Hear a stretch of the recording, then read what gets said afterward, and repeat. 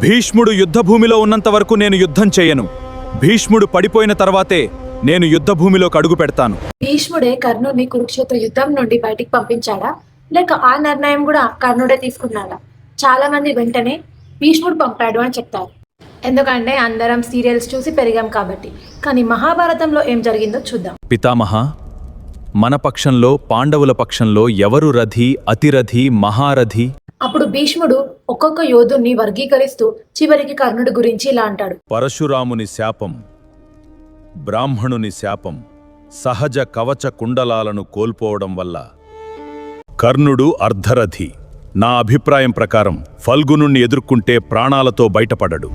ఆ తరువాత ద్రోణాచార్యుడు కూడా భీష్ముడి మాటకు మద్దతు ఇస్తూ ఇలా అంటాడు. నేను కూడా భీష్ముడి అభిప్రాయంతో ఏకీభవిస్తాను. కర్ణుడు యుద్ధం నుండి వెనక్కి తగ్గడం నేను స్వయంగా చూశాను.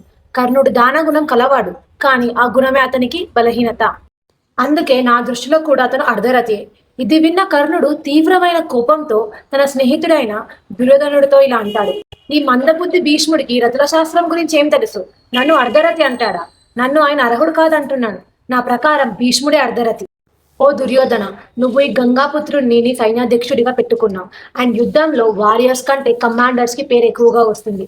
నాకు పాండవులను చంపే కత్తా ఉంది, కానీ పేరు భీష్ముడికి వస్తుంది. కాబట్టి భీష్ముడు యుద్ధ భూమిలో ఉన్నంత వరకు నేను యుద్ధం చేయను అని ప్రతిజ్ఞ చేస్తాడు. ఇక్కడ మనం గమనించాల్సిన ముఖ్యమైన విషయం ఏంటంటే, భీష్ముడు ఎక్కడ కూడా కర్ణుడు యుద్ధం చేయకూడదు అని చెప్పలేదు, లేదా నా సైన్యం నుండి వెళ్ళిపో అని కూడా చెప్పలేదు.